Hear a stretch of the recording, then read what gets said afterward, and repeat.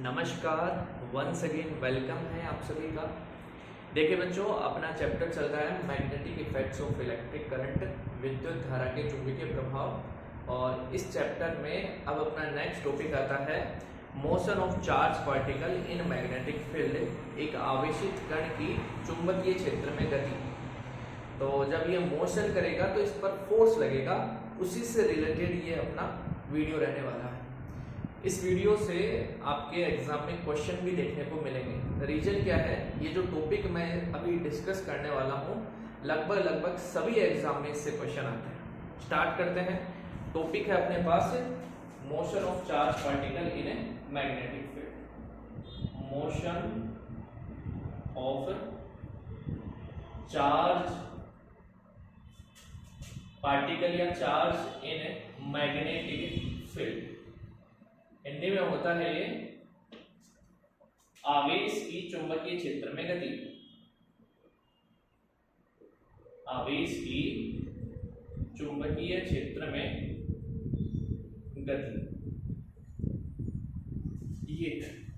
अब देखिए होता क्या है कि कोई चार्ज पार्टिकल है। क्या है? चार्ज पार्टिकल, एक आवेशित कण है। और ये क्यों है? चार्ज पार्टिकल क्या है? क्यों। और ये v वेलोसिटी से, किस वेलोसिटी से? v वेलोसिटी से, v वेग से, v वेग से मैग्नेटिक फील्ड B में, मैग्नेटिक फील्ड B में क्या कर रहा है? मोशन कर रहा है। क्या कर रहा है? मोशन यानी गति कर रहा है। क्लियर है? एक चार्ज पार्टिकल क्यों है? ये v वेलोसिटी से मैग्नेटिक फील्ड में मोशन कर रहा है, मैग्नेटिक फील्ड में गति कर रहा है। तो ये देखा गया कि इस पर एक प्रकार का फोर्स लगता है। क्या लगता है? एक प्रकार का फोर्स। और उस फोर्स मतलब बल, और उस फोर्स के बारे में ये कहा गया है कि ये जो फोर्स है ये मैग्नेटिक फोर्स है। जैसे इलेक्ट्रिक फील्ड में अगर कोई चार्ज पार्टिकल रखा हुआ है तो उस पर इलेक्ट्रिक फोर्स लगेगा। सिमिलरली मैग्नेटिक फील्ड में अगर कोई चार्ज पार्टिकल गति कर रहा है तो उस पर मैग्नेटिक फील्ड कार्य करता है। ये और देखा गया कि जब चार्ज पार्टिकल रेस्ट में है ना मैग्नेटिक फील्ड में, तो उस पर कोई बल नहीं लगता है। ये भी देखा गया। तो इस प्रकार से इन्होंने फोर्स के बारे में बताया, मैग्नेटिक फोर्स यानी चुंबकीय बल के बारे में बताया। किसके बारे में? चुंबकीय बल, मैग्नेटिक फोर्स के बारे में। और उसका फॉर्मूला इन्होंने डेरिव किया। क्या बताया? Fm is equal to Q v cross b। v है वेलोसिटी और b है अपने पास मैग्नेटिक फील्ड, चुंबकीय क्षेत्र। तो मैग्नेटिक फोर्स अपने पास, जैसे इसको अपन ओपन करते हैं तो ये हो जाता है Q V B sine theta. और देखो वेक्टर है तो ये वेक्टर की बात चल रही है, डॉट एन कैप। ये एन कैप क्या है? एन कैप मतलब नॉर्मल, परपेंडिकुलर, लंबवत, कि चुंबकीय बल की दिशा लंबवत होगी। जब भी वेक्टर प्रोडक्ट ओपन होता है, जब भी वेक्टर यानी सदिश गुणा खुलता है, तब एन कैप आता है अपने पास। तो मैग्नेटिक फोर्स की वैल्यू आई Q V B sine theta dot N cap. ये बल आता है किसमें? मैग्नेटिक फील्ड में। अगर कोई चार्ज पार्टिकल गति करता है तो उस पर ये फोर्स लगता है। इतनी बातें क्लियर है? अब देखिए यहां पे ये डायरेक्शन कैसे बताएंगे? एन कैप डायरेक्शन है, ये डायरेक्शन बताएंगे कैसे? तो हमने जैसे कि क्लास 11 में पढ़ा है कि जो क्रॉस प्रोडक्ट होता है, कौन सा प्रोडक्ट? Cross product. उसकी जो डायरेक्शन दी जाती है वो राइट हैंड थंब रूल से दी जाती है। राइट हैंड थंब रूल से दी जाती है। थंब रूल से, दाएं हाथ के अंगूठे के नियम से दी जाती है। तो इसकी डायरेक्शन भी किससे दी जाएगी? दाएं हाथ के अंगूठे के नियम से। पहले अपन ने पढ़ा था एक और चैप्टर का नाम हो गया, सॉरी, टॉपिक पढ़ा था ओरस्टेड एक्सपेरिमेंट। तो उसमें भी जो मैग्नेटिक फील्ड की डायरेक्शन थी वो इसी नियम से दी गई थी। यहाँ पे ये किस प्रकार से काम करता है राइट हैंड थंब रूल? जैसे कि ये V है अपने पास और ये B है, ये V है अपने पास और ये B है, ये B और ये B, एंगल है इनके बीच में थीटा। तो जो मैग्नेटिक फोर्स काम करेगा वो V क्रॉस B के अनुसार, जैसे कि अपन ऐसे, ये अंगूठा हो गया अपना और ये अपने पास उंगलियां हैं, ये इस प्रकार से। तो V से B की ओर, V से B की ओर उंगलियां घूमेंगी, V क्रॉस B, V से B की ओर। तो जो थंब होगा ना, ये थंब किसकी डायरेक्शन को बताएगा, एन कैप की डायरेक्शन, मतलब जो चीज निकल के आ रही है, मतलब मैग्नेटिक फोर्स। तो यहाँ पे मैग्नेटिक फोर्स की डायरेक्शन किधर होगी, इस प्रकार से इधर होगी। क्लियर है ये बातें? तो राइट हैंड थंब रूल इस प्रकार से काम करता है क्रॉस प्रोडक्ट में। तो मैग्नेटिक फोर्स की डायरेक्शन परपेंडिकुलर होती है, लंबवत होती है। अब देखिए हमने फॉर्मूला बता दिया q v b sin theta dot n cap. अगर मैग्नीट्यूड की बात करें, परिमाण की बात करें तो f m, परिमाण के अंदर वेक्टर हटा दूंगा, मेरे पास आ जाएगा q v b sin theta. Clear इतनी बात है? ओके, अब अपन क्या करने वाले हैं, इस फॉर्मूला में अलग अलग केसेस की स्टडी करेंगे। कि मतलब अगर चार्ज पार्टिकल जो है वो 0 डिग्री, V और B के बीच में एंगल 0 डिग्री हो, मतलब मैग्नेटिक फील्ड की डायरेक्शन में हो, चुंबकीय क्षेत्र की दिशा में हो, तो केस फर्स्ट यहाँ पे स्टडी करते हैं। केस फर्स्ट, यहाँ पे ये जो केस मैं यहाँ पे आपको करा रहा हूँ, यहाँ से क्वेश्चन बनते हैं एग्जाम में।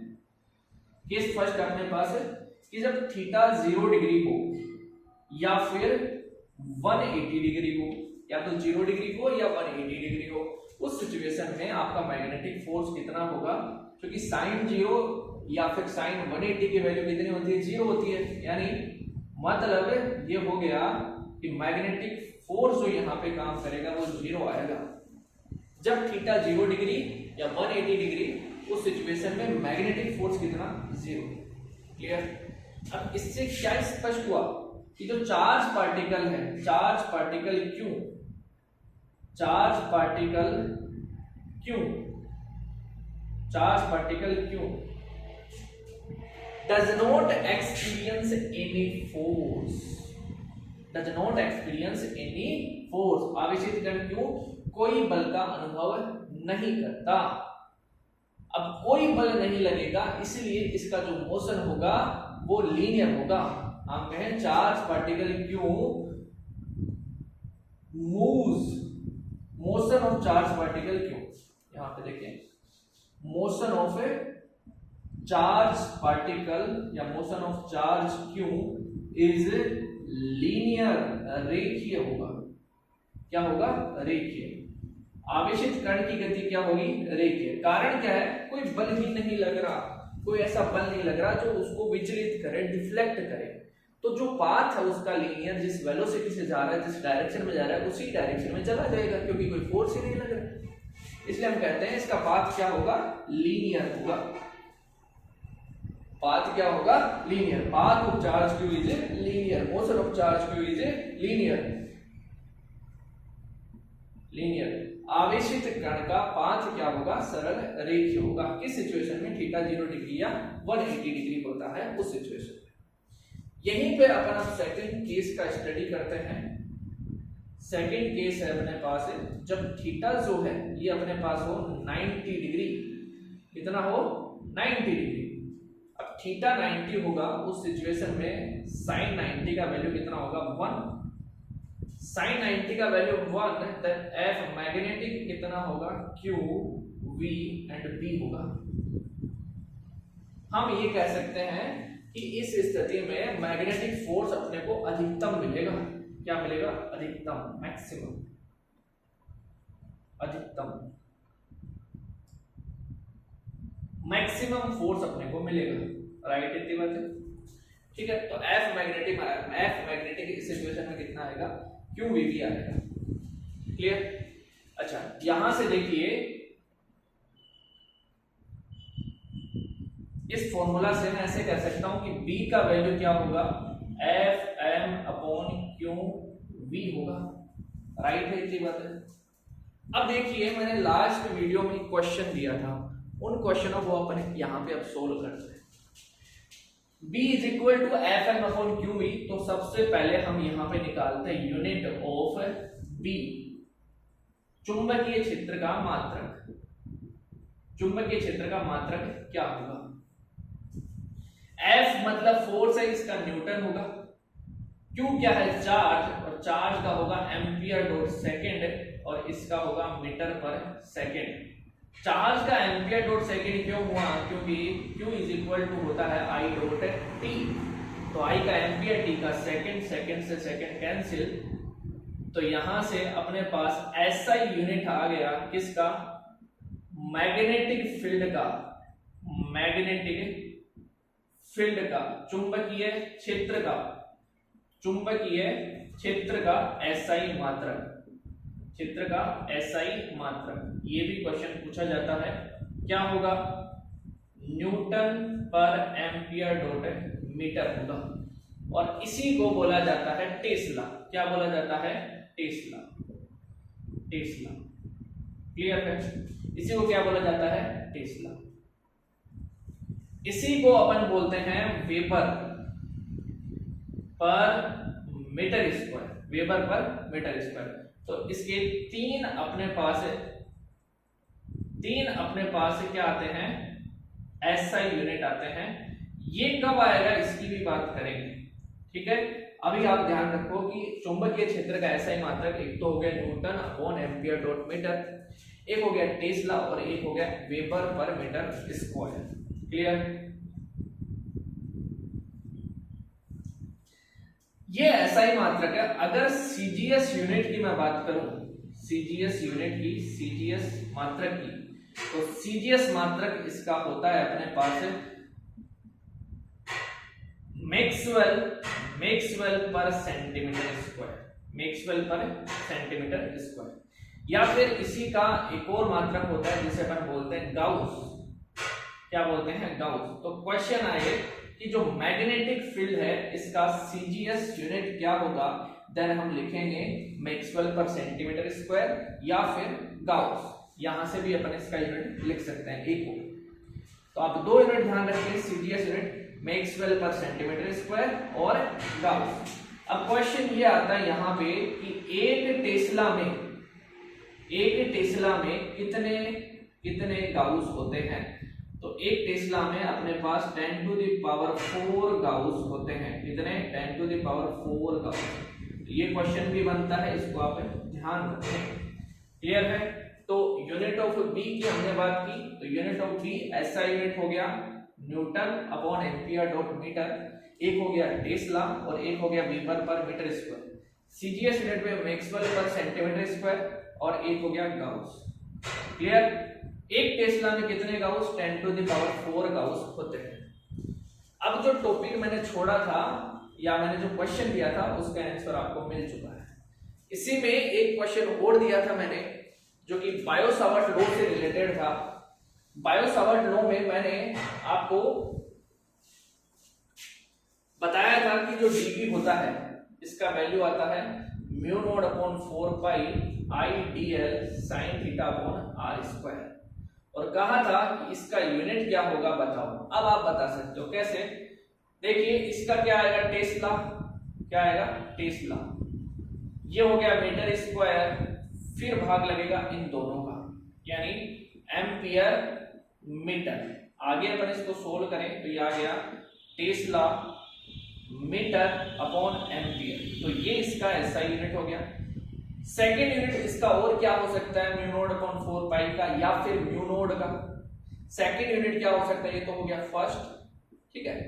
सेकेंड यूनिट की अपन बात करें तो सेकेंड देखिए newton upon ampere dot metre है, तो newton upon ampere dot metre, ये मीटर स्क्वायर, ये नीचे गया एम्पियर और ये मीटर।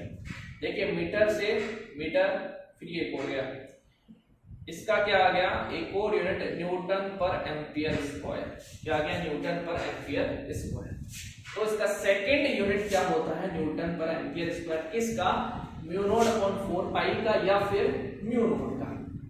ये दो क्वेश्चन थे जो कि मैंने आपको दिए थे, मैंने बोला था कि नेक्स्ट वीडियो में आपको ये बताऊंगा मैं। तो टेस्ला मीटर अपॉन एम्पियर या फिर इसी को अपन कह देते हैं न्यूटन पर एम्पियर स्क्वायर, राइट है, इतनी बात है, ये अपन ऐसे लिख देते हैं। चलिए अब अपन नेक्स्ट मूव करते हैं, अपने टॉपिक पर आते हैं। ये दोनों क्वेश्चन कंप्लीट हुए यहां पे। चलिए देखो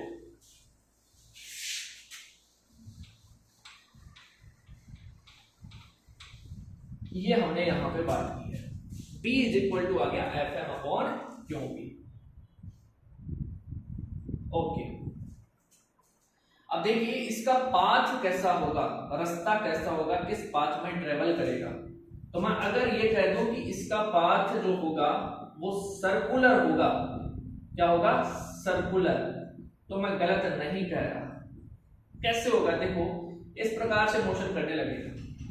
जैसे कि ऐसे समझो कि चार्ज पार्टिकल ये क्यों है, ये ऐसे मोशन कर रहा है v वेलोसिटी से, और मैग्नेटिक फील्ड जो है वो इनसाइड है, क्या है, अंदर की ओर है, परपेंडिकुलर और इनसाइड। तो इनसाइड को अपन क्रॉस से शो करते हैं, क्रॉस से दर्शाते हैं, ये ऐसे है मैग्नेटिक फील्ड, राइट। अब देखिए v इधर है और b अंदर है, तो फोर्स किधर लगेगा, v क्रॉस b, v से b की ओर, v से b की ओर उंगलियां घूमेगी तो फोर्स लगेगा सेंटर की ओर, मतलब ये होगा F मैग्नेटिक। सिमिलरली यहां पे बात करें तो वेलोसिटी किधर है, इधर होगा। इधर क्यों होगा वेलोसिटी, क्योंकि ये फोर्स ऊपर की ओर लगा, इसलिए चार्ज इधर मोशन करने लगेगा, इधर आ जाएगा, वेलोसिटी ऊपर की ओर हो जाएगा। अब वेलोसिटी ऊपर की ओर है और b इनसाइड है, तो v क्रॉस b की बात करें तो v से b की ओर उंगलियां घुमाएं तो इस प्रकार से मैग्नेटिक फोर्स काम करेगा सेंटर की ओर। फिर ये ऊपर की ओर मोशन कर रहा था, फोर्स इधर लगेगा, तो कुछ समय बाद में इसकी वेलोसिटी हो जाएगी इधर, और इसके बाद में मैग्नेटिक फोर्स लगेगा इधर। और सिमिलरली यहाँ पे फोर्स नीचे की ओर लगने के कारण ये जो चार्ज पार्टिकल है नीचे की ओर मोशन करने लगेगा, बाद में फोर्स लगने लगेगा इधर सेंटर की ओर। तो इन सारी सिचुएशन में फोर्स लगेगा सेंटर की ओर, इस वजह से इसका पाथ क्या होगा, वृत्तीय होगा, सर्कुलर होगा। क्लियर है ये बात है। तो कैसा पाथ होगा, सर्कुलर होगा। अब यहाँ पे अपन बात करें ये जो वृत्ताकार पथ है, इस वृत्ताकार पथ की त्रिज्या क्या होगी, कैसे निकालें। तो ये देखिए रेडियस, सर्कुलर जब भी मोशन होता है तो उसके लिए अभिकेंद्रीय बल की आवश्यकता होती है। तो यहाँ पे नेसेसरी जो अपने पास है सेंट्रीपिटल फोर्स है, सेंट्रीपिटल फोर्स किसके द्वारा दिया जा रहा है, is provided by magnetic force. किसके द्वारा, मैग्नेटिक फोर्स। सेंटर की ओर लगने वाला फोर्स कौन सा, मैग्नेटिक फोर्स। तो हम कहें कि अभिकेंद्रीय बल, आवश्यक अभिकेंद्रीय बल किस बल से मिल रहा है, चुंबकीय बल से, मतलब सेंट्रीपिटल फोर्स का फॉर्मूला होता है mv²/r, जहां पे r है इसकी रेडियस, क्या है, रेडियस स्मॉल r, इस सर्कुलर पाथ की। ये किसके इक्वल, qvb के इक्वल, राइट है ये बात है। तो mv²/r is equal to qvb, तो यहां से r का वैल्यू कितना आ गया, आप बोलोगे r का वैल्यू आ जाएगा अपने पास mv/qb हो गया, mv/qb, v से v कैंसिल, तो mv/qb ये आ गया अपने पास इस सर्कुलर पाथ की रेडियस, क्या आ गई, रेडियस मतलब त्रिज्या। ये भी क्वेश्चन न्यूमेरिकल में आता है। इस वृत्ताकार पाथ की त्रिज्या आ गई अपने पास, वृत्ताकार पथ की रेडियस आ गई mv/qb। अब यहाँ पे निकालते हैं इसका वेलोसिटी, तो वेलोसिटी भी निकाल सकते हैं, qb r कौन है, सही बात है।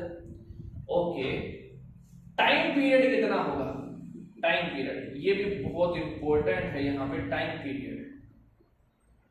पीरियड मतलब आवर्तकाल, एक चक्कर पूरा करने में कितना टाइम लगा, कितना समय लगा एक रोटेशन में, time taken in one rotation, क्या कहलाएगा, टाइम पीरियड कहलाएगा।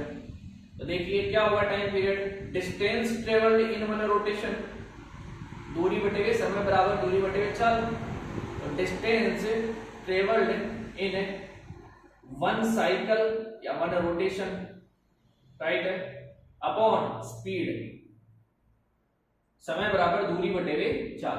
अब देखिए एक चक्कर में कितने डिस्टेंस ट्रेवल की, यहां से गया, जैसे यहां से गया वापस यहां पे आया, तो ये डिस्टेंस क्या कहलाएगी, 2πr, परिधि क्या होगी 2πr, और स्पीड कितना है v है, तो 2πr/v। आर का वैल्यू कितना है 2 पाई अपॉन डी और आर का वैल्यू है M V upon Q B. तो टी का वैल्यू यहां से कितना आ गया, आप बोलोगे 2 pi M upon Q B आ गया। वेरी इंपॉर्टेंट फॉर्मूला है अपने पास आवर्तकाल का, क्वेश्चन बहुत आते हैं इसके ऊपर। तो आवर्तकाल का फॉर्मूला अपन ने लिखा, क्या है formula 2 pi M upon Q B, ये फॉर्मूला है 2 pi M upon Q B. अच्छा, तो 2 pi M upon Q B से यहां से क्या क्लियर हो रहा है कि जो टाइम पीरियड है ये किसके प्रोपोर्शनल है, एम अपॉन क्यू के, राइट। साथ में किसके और प्रोपोर्शनल है, इनवर्सली प्रोपोर्शनल है मैग्नेटिक फील्ड के। मतलब मैग्नेटिक फील्ड बढ़ाओगे तो टी घटेगा। क्लियर है इतनी बात है। यहां से ये क्वेश्चन आता है कि एक सर्कुलर पाथ में मैग्नेटिक फील्ड में एक चार्ज पार्टिकल, एक आवेशित कण 90 डिग्री के कोण पर गति कर रहा है, तो 90 डिग्री के एंगल पे मोशन कर रहा है, तो आवर्तकाल किस पर डिपेंड करेगा। तो हम कहेंगे आवर्तकाल दो चीजों पर डिपेंड करेगा, T is proportional to Q by M कर दे इसको। ये होता है स्पेसिफिक चार्ज। क्या होता है, स्पेसिफिक चार्ज, विशिष्ट आवेश, विशिष्ट आवेश, विशिष्ट आवेश, राइट। और ये हो गया मैग्नेटिक फील्ड मींस चुंबकीय क्षेत्र, राइट। चलिए इन दो पर डिपेंड करेगा। क्या ये स्पीड पे डिपेंड कर रहा है क्या, नहीं, नॉट डिपेंड ऑन स्पीड। यही कंफ्यूजन होता है कि स्पीड पे डिपेंड करता है, नहीं, स्पीड पे बिल्कुल डिपेंड नहीं करता। स्पीड चाहे कितनी हो, आवर्तकाल पे कोई परिवर्तन नहीं आएगा, टाइम पीरियड पे कोई चेंज नहीं होगा। क्लियर है। अब मेरे को एक बात बताओ, अगर टी इतना है तो फ्रीक्वेंसी कितना होगा, आवृत्ति, फ्रीक्वेंसी हम बोलेंगे फ्रीक्वेंसी होगा n is equal to 1/t, right, n is equal to 1/t, ये होगा फ्रीक्वेंसी। तो n is equal to 1/t से अपने पास फ्रीक्वेंसी कितना आ गया, qB/2 पाई m, ये फ्रीक्वेंसी का फॉर्मूला हो जाएगा। यहां से न्यूमेरिकल क्वेश्चन भी बनता है अपना, और थ्योरेटिकल क्वेश्चन भी बनता है कि टाइम पीरियड किस पे डिपेंड करता है, फ्रीक्वेंसी किस पे डिपेंड करती है। ठीक है, चलिए अब अपन है दो केस यहां पे देख चुके हैं, थर्ड केस की बात करते हैं, तीसरी स्थिति। तीसरी स्थिति इसमें अपन देख रहे हैं कि जो एंगल है ना तो 0 डिग्री हो, ना 90 हो, ना 180 हो, कितना हो फिर 0 से 90 हो। केस थर्ड क्या देख रहे हैं, थीटा लाई बिटवीन 0 to 90, 0 से 90 के मध्य अपने पास कोण हो। तो यहाँ पे अपन जैसे मान लेते हैं कि ये अपने पास मैग्नेटिक फील्ड है x डायरेक्शन में, इस डायरेक्शन में x में, और ये अपने पास वेलोसिटी है v, और ये इधर अपने पास अभी तो कुछ नहीं है ये x डायरेक्शन में वेलोसिटी है, सॉरी x डायरेक्शन में मैग्नेटिक फील्ड है, और ये v वेलोसिटी चार्ज पार्टिकल इधर मोशन कर रहा है, ठीक है, v वेलोसिटी से। दोनों के बीच में एंगल ये थीटा है, तो हम कह सकते हैं थीटा 90 से तो कम है, सिंपल सी बात है। ओके, तो इस स्थिति में देखिए ये v है, तो ये v का कंपोनेंट v cos थीटा होगा क्या, राइट, और ये परपेंडिकुलर कंपोनेंट होगा, लंबवत घटक v sin थीटा होगा। आप देख रहे हो v cos थीटा जो है और जो b है ये क्या है, पैरेलल है, एक दूसरे के समांतर है, और v sin थीटा और b जो है एक दूसरे के लंबवत है। तो वेग के यहाँ पे दो कंपोनेंट मिलेंगे, दो घटक मिलेंगे वेलोसिटी के, एक v cos थीटा और एक v sin theta. v cos theta b की डायरेक्शन में है और v sin थीटा b के परपेंडिकुलर है। अब देखिए v cos थीटा b की दिशा में है, इसका मतलब क्या हुआ, यहाँ पे वेग के वेलोसिटी के इस कंपोनेंट के द्वारा, x कंपोनेंट के द्वारा, x कंपोनेंट वेलोसिटी का x कंपोनेंट मैग्नेटिक फील्ड की डायरेक्शन में है, मतलब थीटा 0 डिग्री है। क्या है, v cos थीटा और बी के बीच में एंगल क्या है 0 डिग्री। तो हमने पढ़ा है जब चार्ज पार्टिकल मैग्नेटिक फील्ड की डायरेक्शन में गति करता है, मैग्नेटिक फील्ड की डायरेक्शन में मोशन करता है, मतलब थीटा 0 डिग्री होता है, उस केस में उसका जो पाथ होता है, रास्ता जो होता है वो क्या होता है, लीनियर होता है। क्या होता है, रेखीय होता है, राइट। अच्छा, हमने ये पढ़ा है कि जब वेलोसिटी v के परपेंडिकुलर होता है तो उस केस में जो पाथ होता है वो कैसा होता है, सर्कुलर। तो हम कहें कि जो वेलोसिटी का x कंपोनेंट है ये तो अपने को लीनियर पाथ में लेके जाएगा, मतलब चार्ज पार्टिकल को, और जो y कंपोनेंट है ये परपेंडिकुलर पाथ में लेके जाएगा, लंबवत सॉरी सर्कुलर पाथ में लेके जाएगा। एक तो रेखीय पाथ में और एक सर्कुलर, मतलब कण आगे भी बढ़ेगा और वृत्ताकार मोशन भी करेगा। तो इस प्रकार से हम कहें इसका पाथ कैसा होगा, कुछ ऐसा, आगे भी बढ़ता जाएगा और सर्कुलर पाथ में मोशन करेगा। क्लियर है, इतनी बात है, ठीक है। इस प्रकार से इसकी गति होगी और इस प्रकार से इसका जो रिजल्टेंट पाथ आएगा, रिजल्टेंट पाथ, परिणामी पथ क्या होगा, परिणामी पथ होगा इसका हेलिकल पथ, हेलिकल या अपन कहें सर्पिलाकार, स्पाइरल पाथ होगा, सर्पिलाकार, सर्पिलाकार पथ होगा। यहाँ पे कैसा पथ होगा, सर्पिलाकार पथ। तो हमसे पूछता है जब थीटा 0 से 90 के बीच में लाई कर रहा है उस केस में इसका नेट पाथ कैसा होगा, रिजल्टेंट पाथ कैसा होगा, तो हम कहेंगे सर्पिलाकार यहाँ पे इसका रास्ता होने वाला है, राइट है। अब देखिए बेटा, अब इसमें अपन है थोड़ा आगे मूव करते हैं और अब जैसे कि मैं आपको बताऊं कि जैसे ये अपने पास ये सर्कल बना और इस सर्कल की अगर रेडियस स्मॉल r है, क्या है, स्मॉल r, तो ऐसे बना है ये सर्कल, ऐसे इस प्रकार से है, ये रेडियस स्मॉल r होगी, इस प्रकार से आगे गया है ये ऐसे ऐसे आगे जा रहा है, जैसे अपन बाइंडिंग वाली को देखते हैं उसके अनुसार। तो इसकी रेडियस मैंने स्मॉल r मान ली, क्या मान ली, स्मॉल r। तो हम ये भी निकाल सकते हैं, जैसे हमने उसके लिए निकाला था कि एक चार्ज पार्टिकल है वो मैग्नेटिक फील्ड के परपेंडिकुलर मोशन करता है, तो उसमें अपन ने रेडियस निकाली थी। सिमिलरली ये रेडियस भी अपन निकाल सकते हैं। अब देखिए यहाँ पे अपन एक चीज डिफाइन करते हैं जो कि आता है पिच। पिच, पिच, पिच क्या चीज है, पिच, पिच क्या है, ये डिस्टेंस है, distance, distance travelled in the direction of P, in the direction of magnetic field, magnetic field in one rotation, in one rotation। क्या है पीछे, एक चक्कर में चुंबकीय क्षेत्र की दिशा में चली गई दूरी, तो ये एक चक्कर है क्या, ये मैग्नेटिक फील्ड की डायरेक्शन है, तो इस डायरेक्शन में कितना डिस्टेंस ये कवर किया, कितना डिस्टेंस ये चला, उसको अपन कहेंगे क्या भाई, उसको अपन बोलेंगे पिच बोलेंगे। क्या बोलेंगे, पिच। अब आपके दिमाग में ये आ रहा होगा कि सर पिच तो फिर 2r हो जाएगी, ना ना ना ना ना ना, ये गलती कर दोगे आप। ये देखिए ये सर्कल कुछ ऐसे है, तो रेडियस सेंटर से ऐसे आएगी, डिस्टेंस ऐसे पूछा है मैंने को, ये डिस्टेंस,